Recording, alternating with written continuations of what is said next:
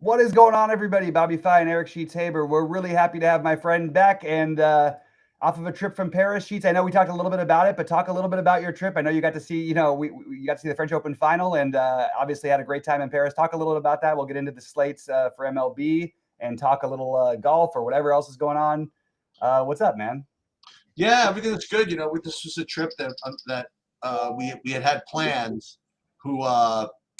That unfortunately we had to cancel like several times over the last couple of years, and we finally did it. And it coordinated nicely with this dynasty reward that I won at DraftKings like last year. I was able to somehow parlay it into a ticket thing where I was able to end up going to the French Open finals with Stacy. So we kind of it all kind of like came together at the same time, and that was and obviously for those who watched the French Open, that was to pick like all the at random to pick the tournament you go to and the match that you see, to see that match was pretty awesome, to say the least. We did all the France stuff, the Paris stuff, as well, and back ready to get after all these sports. They're just firing. You know what I mean? Every single one of them. I'm coming off some wins before I had to leave. We got to keep the streak going. What's that? You got to keep your streak going. Yeah, absolutely. And U.S. Open is just starting, and it's just impossible to tell. Like Bobby was saying, we were off air. He's like, you got to be careful. You can get like quadruple bogeys, and then again, like DeChambeau just now was threatening to get like an 8, and then he just made like an incredible kind of like half recovery shot that he might get out of it with only like a bogey or something like that. Which is really, that's kind of the key. You know what I mean? You're going to get into trouble and you're going to make bogeys, but to just, like you said, somehow, some way avoid like the 9, or the something like that. So we have two kind of really very compact baseball slates. So it's good. I'm going to like kind of ease back into it. Every once in a while I would check into Discord and check into whatever. Saw like these names of these players I've never heard of that were making their debuts as chalk. And I don't know what happened. Some guy from Boston or something with a cool name like Roy, not Royale, but something like, what was his name? Butler. No, who's there from Boston? Wait for which? Oh, Roman Anthony. Roman Anthony, right? That's a cool name, right? You know what I mean? Yeah, and he's a stud too. He's absolutely that'd be awesome. So I haven't really been on top of it, but nice little 4-game slate to get going. Did you play the early slate? I'm in for the early slate, so I'll share it. I'll talk about both of them. I do have to quickly say, anybody who was on the shows last night, I hope you made some money, because I said that Matherin was like 100% for me, 94%. I think I had him in my lineups. And I had Matherin as the captain majority in everything. And the lineup that won the $15, the lottery, that chopped the lottery, I had as my in the 555. And I played one lineup in the 555, and it was my one lineup in there. And then I pivoted. I had a 2v2 swap that I ended up changing. I finished 20th instead. But literally, and it was in the Matherin captain, and it would have won solo for 100,000. So I was a little tilted about that, like, just because I really thought with that, making that big of a commitment, and then just every bit of Matherin everywhere, I thought I was going to get there. And then McConnell, I also was at like way over the field. So between those two, and then obviously, the usual guys all did their thing, but kind of tilted a little bit, because I actually had the build. I had it done. I talked about it on air. I flipped about it like 3.5 hours before the game happened. And I talked about exactly what I was doing. I used that as an example. And unfortunately, I ended up pivoting off of it. So that was, I can't even call it a mistake. You know what I mean? It just is what it is. I went for the more probable logical play, and didn't work out for me. The way it goes, I guess. Yeah, I fired the showdown just literally as I landed. I got 12th, I think, in the alley-oop there. Yeah. Oh, you did too? Yeah, I got 12th. Nice. Yeah, something. Did you have Matherin as the captain? I did not. I had Shea as the captain. The Matherin captain shipped all the tournaments, and I was like, so I thought there was no way that was going to happen without me doing it. And the funny thing is, I remember I said at the beginning of that series, I just want to touch on this because we haven't talked about basketball. I said at the beginning of the series that one of these games, that was my bold prediction, that Matherin as a captain will win all the money for somebody. And Matherin in the first game was 0.16 owned as a captain. Wow. And now he's, he ended up at 3.5% yesterday. And I don't think that's going to ever happen again. So we've got a really tough first slate because like there's three. Okay, the weather looks a little bit better, so that makes me feel a little bit more open because I was originally capping the pitchers in that game, which sort of leaves you very thin. Which game? The Minnesota game, but it looks better now. It looks a little bit better. Roth just made another report, and he said that it looks like the rain may hold off a bit. So it may come. There may be a delay, but it doesn't seem like it's as bad as it was. He had it as orange before. And when you have an orange on a 3-game slate, it's a little nerve-wracking to know what to do with it exactly. So I'll share my screen and we can go through it. I mean, without even looking, I imagine that San Francisco is going to be 100% owned. And then I would imagine that Minnesota against Corbin would be good. And then and Bailey Ober as the pitcher, no? I mean. Yeah, but I don't think, So those are, I guess, the things you really don't want to do. Right. It's not, right? This just because we did just get the San Francisco lineup in. Look, it's a 3-game slate. If you want to see the chalkiest, ownership you'll ever see, it'll be on San Francisco today. And I just think there's other routes to go. One, I would X out 5-mans and I wouldn't even think about it. You certainly should be playing hitters against pitchers and feel fine about it. You shouldn't be like going out of your way to stack, but if you ended up with one, I wouldn't fault you for it on this side of the slate.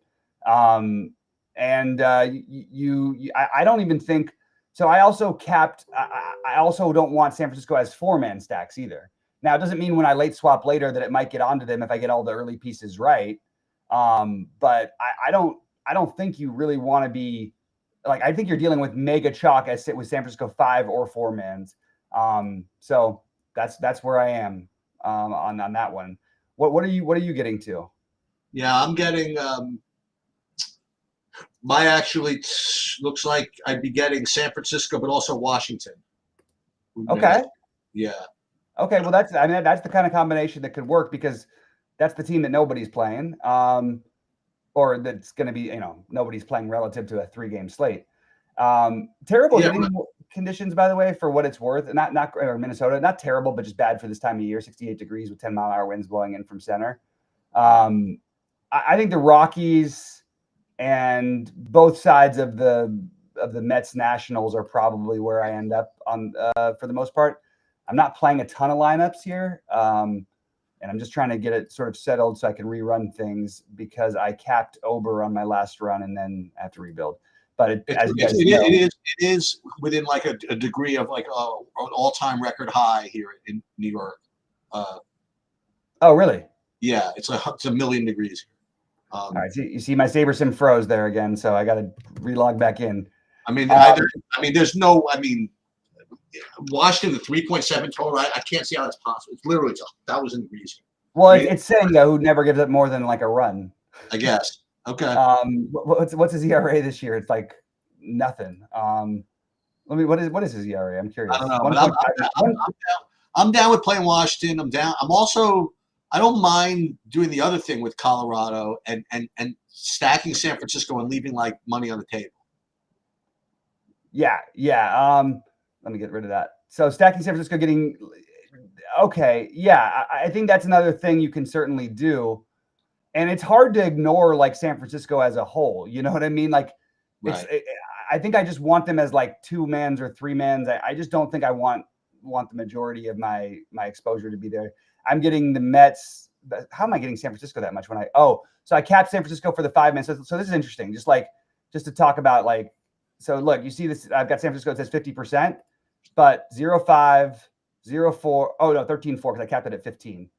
And then almost all of it in the 3 and the 2-man stacks, which is the way that I want it. In fact, I might even go so far if there was one more game on the slate, I would eliminate them from even 4-mans entirely, but I just did not quite there yet. So I'm going to save these. I'm going to run this and then say, that's before I ran the Sims.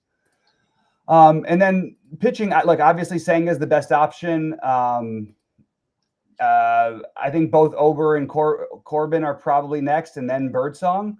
But that sounds good to me because my top owned is Soroka. There you go.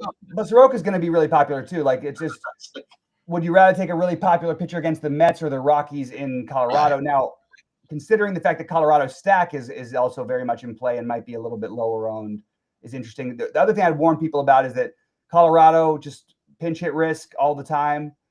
Anytime they're facing a righty or a lefty, they basically have 3 guys minimum that are going to be pinch hit for. San Francisco is actually fairly similar. But they're a little down on body, so they're probably not going to be able to do as much pinch hitting today. So that's one thing to not have to worry about quite. Is there any surprise in the San Francisco lineup? I don't even know who was expected, but I don't think that I don't think so. Logan Porter, who's not so you also have one player who's not in the player pool. That's another thing that's just interesting to consider about them. So if you think about it, we used to have these discussions. I say I've always, we used to have these discussions. If you have a player who's not in the player pool, don't you think that okay, so the argument back and forth are, okay, it's actually worse for the stack because that guy can produce and then take away from your thing, which is also my thinking. The other thing is that, well, it's a blank space anyway. So if you stack the other 5 guys, it doesn't really matter what he did. Well, but there's only so many runs that can be accumulated. That's that's the 11% chance. Let's say he's the worst hitter. They give him an 8% chance of contributing, 7% chance, whatever chance. I think that it's a little bit worse. I'm just trying to find it. And again, I use these more for trying to find arguments of why not to do something more than why to avoid mega chalk. And you guys can see here what SaberSim has in terms of ownership. It's just astronomical. San Francisco, actually Colorado getting more than Minnesota, but at that owner, let's see, we're at 21. I would get as far away from stacking as possible today. And I think that the Mets are probably your best way to go because there's just for the Mets in that 20% range, it just makes so much more sense. And then different stacks. Washington at sub 10%. Now it's hard because Senga's awesome, but I mean, you got to try and find ways to get different, right? So that's what I did anyway.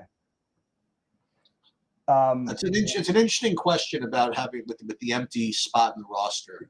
I think maybe I don't know. I think it's more of an argument, probably against San Francisco. Like in general, and again, it's a smaller slate, so you could argue that it makes just make a bigger difference on a smaller slate or a bigger slate. Like if there was 12 games, let's say you had a player who wasn't, because we all know if you had 2 players that weren't eligible, that's even worse in a way. It just makes sense that it would take away. It was just an old conversation we used to have a lot. So wow, in my builds right now, this is my exposure pitching wise. That's it. And then hitting, it's going to be, I think, Mets. Yeah, it looks like it's going to be Mets. But this is weird. How am I getting 50?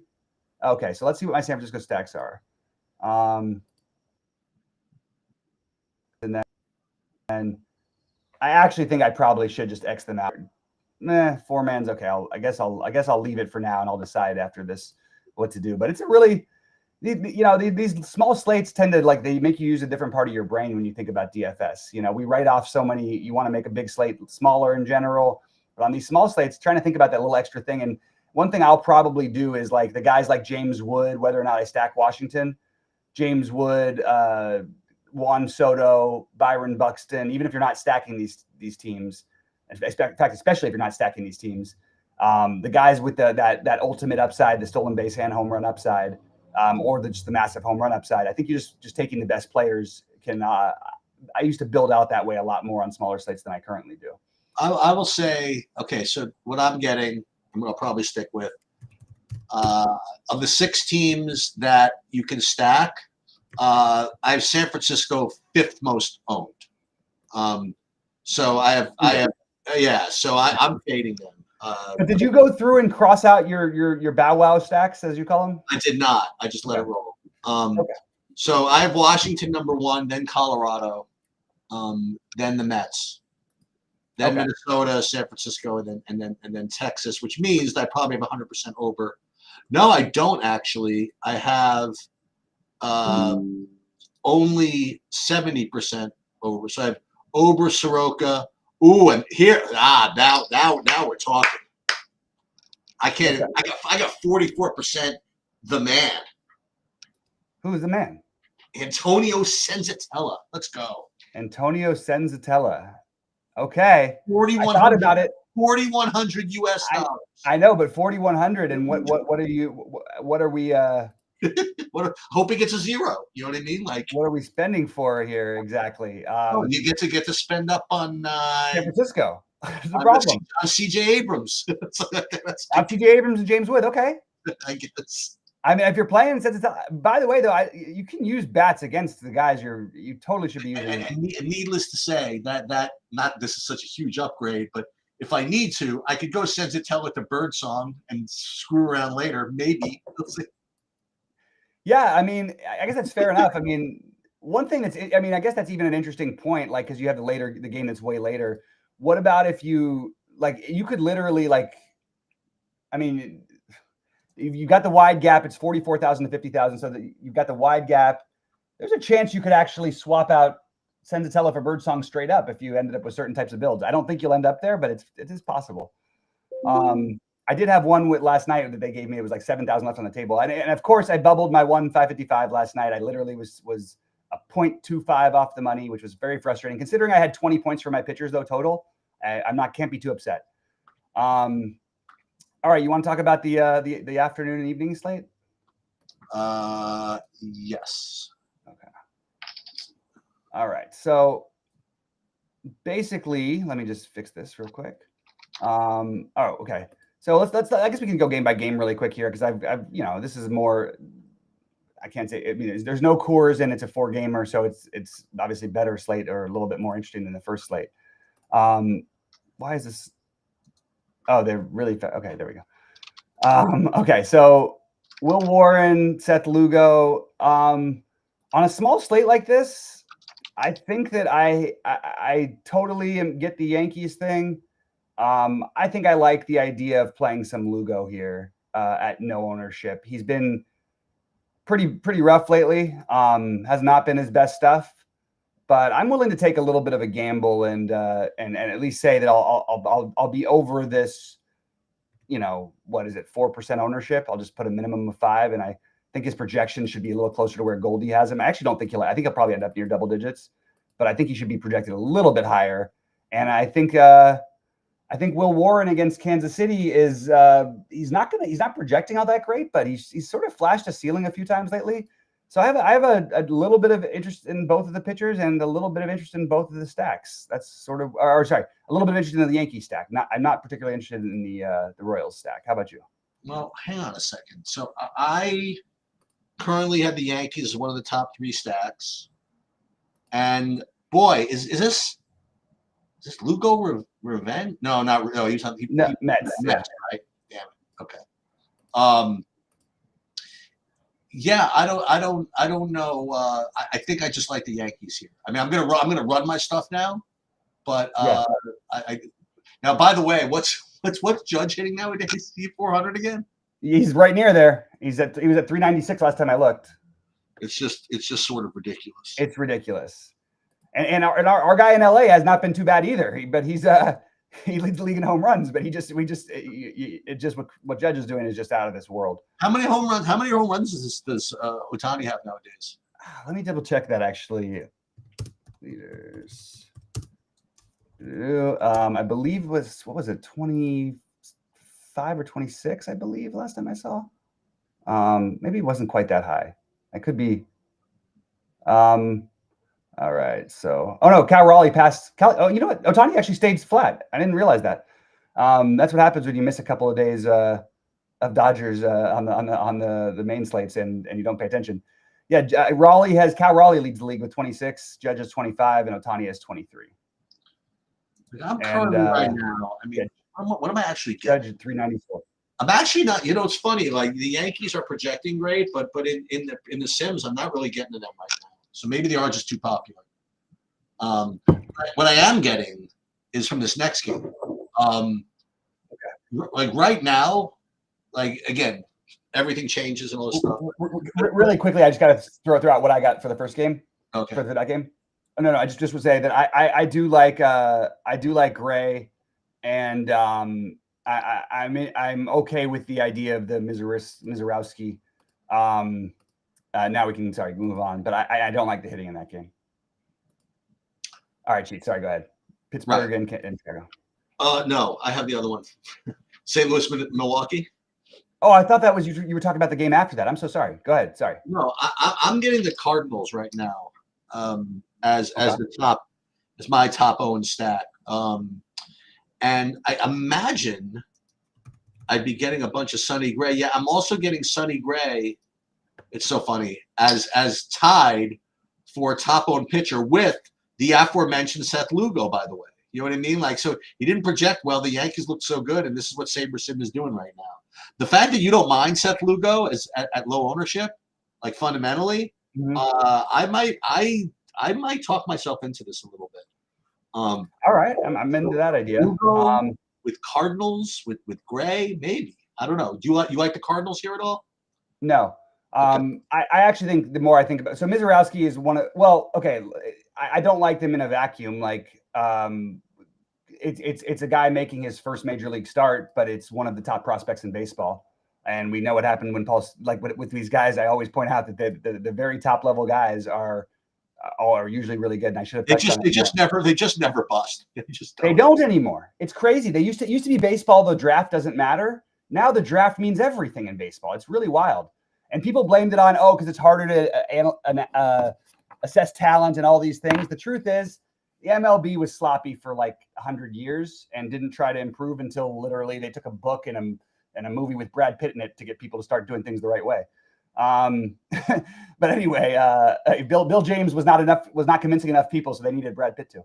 Anyway, I like Mizorowski a lot, and I like Gray. So that's my favorite pitching. I'm actually not that interested in the hitting there, but look, if you want to take the other approach, you know what I always say. If a guy's making his first start or whatever, you can definitely take some shots against him because there's definitely chances for him to unravel there. All right, so to Pittsburgh and Chicago now. What do you got? I guess the usual question, right? What's the weather like over there? It's 11-mile-an-hour winds blowing in from left. Not good. 64 degrees. It's not, and as a result, I'm getting very little of the Cubs, and I'm getting very little of the Pirates as well. Let me see if I'm getting these pitchers. I would imagine, right? I mean, but not really. I mean, Tyon 27%. That's not bad. Who's going for the Heaney? Are you sure? I've got Heaney as the pitcher. I saw that, but I saw him as questionable or something like that. I don't have anything about that. I just have him. You have him actually as a. He only threw 73 pitches and he was pitching well in his last start. I'm not sure exactly what happened, but that's not that unusual for him. He doesn't always throw a ton of pitches. Sometimes he does, but we know Heaney. We know the whole deal with Heaney. He's a boom bust pitcher. Yeah, it says here Heaney day to day. He was dealing with left cramping when he exited Saturdays. Okay, so I just don't have him projected yet. That's all. Yeah. But I guess I should. I mean, he's always in play. Yeah, I mean, of course, on this slate, of course, I think he should be in play. On a normal slate, in a normal slate where there was not weather against him, I would just say taking a guy against the Cubs is always a little bit scary. So I'm taking a quick look at something, and I want to just take God, I hate these little pop-ups that kill my.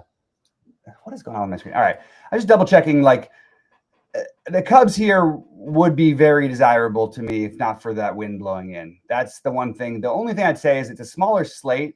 May not just take home runs to win this. Also, guys can hit opposite field home runs. So I'm a little more in play.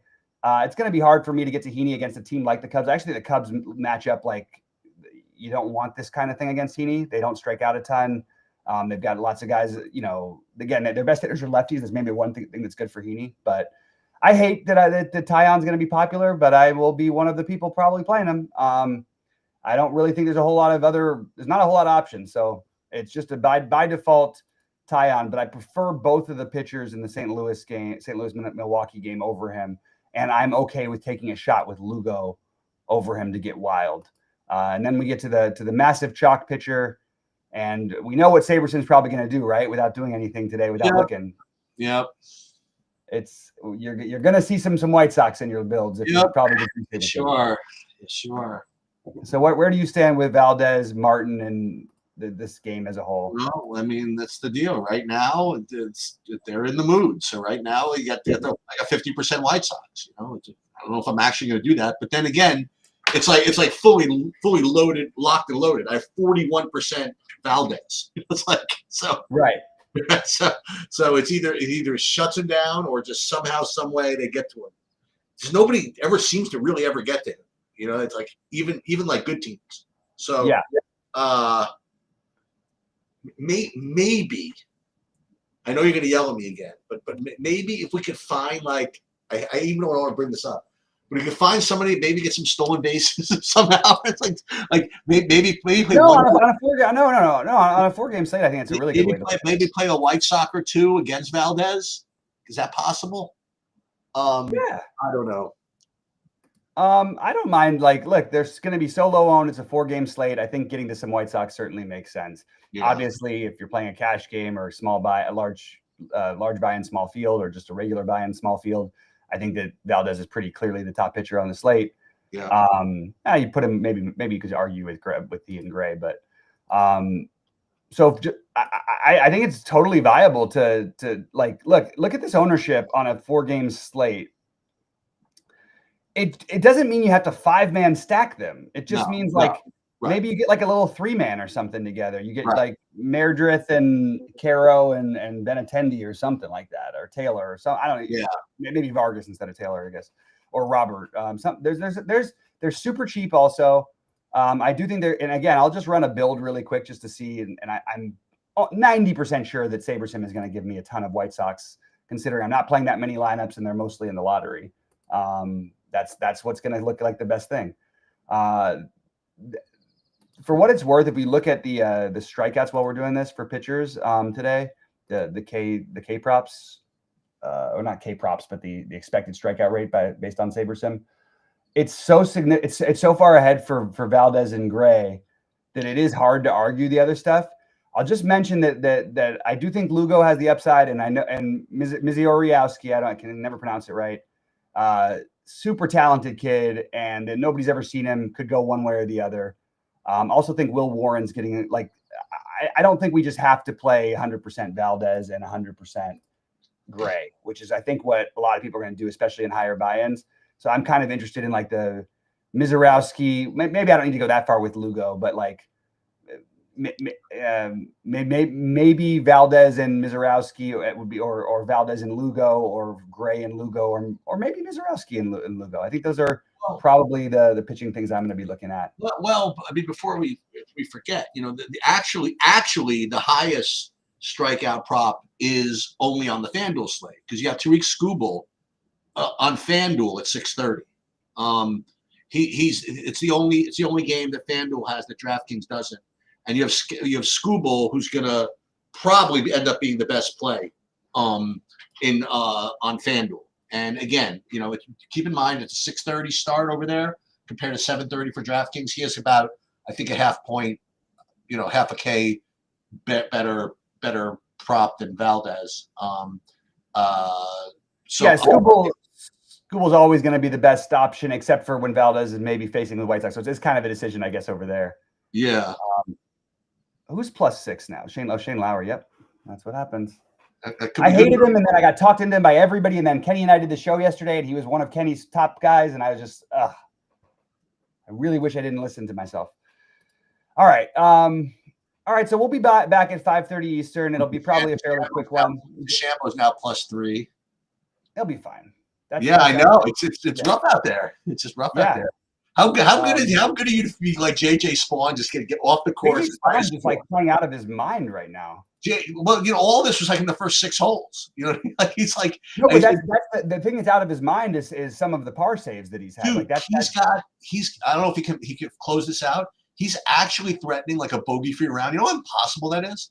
It's nuts. Who almost has a bogey-free round? He had one with lipped out was so far. Is Ben Griffin.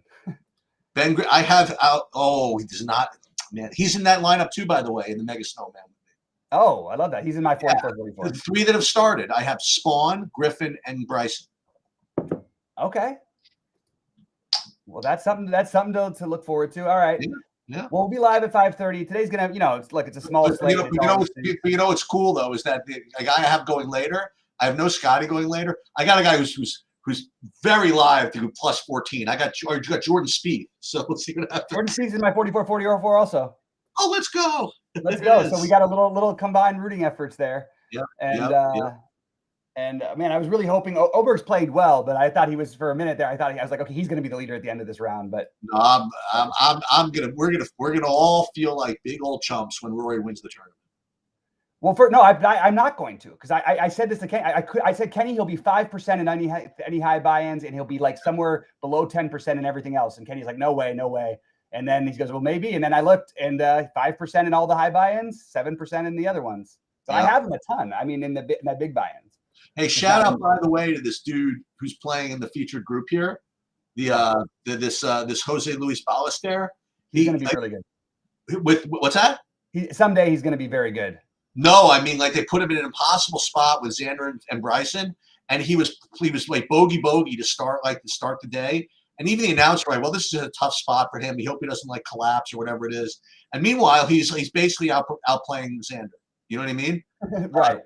So yeah, he's put a very, very good account of himself. Yeah, he just signed with the Live, and he's the one who at the Masters, his first Masters, he peed in the Rays Creek, which is. Oh, I don't think that's that guy. Yeah, Ballester. You sure? Yeah, from Spain. Yeah. Not from Arizona. Yeah. Arizona State, but / Spain. With the backwards hat, right. Yeah, and the reason the Arizona connection with Rom because of Spain. Yeah, that's right. But yeah. Anyway, well, man, it's great to see you back. We'll be live at 5:30 a little bit later, guys. Good luck to everybody today, and yeah.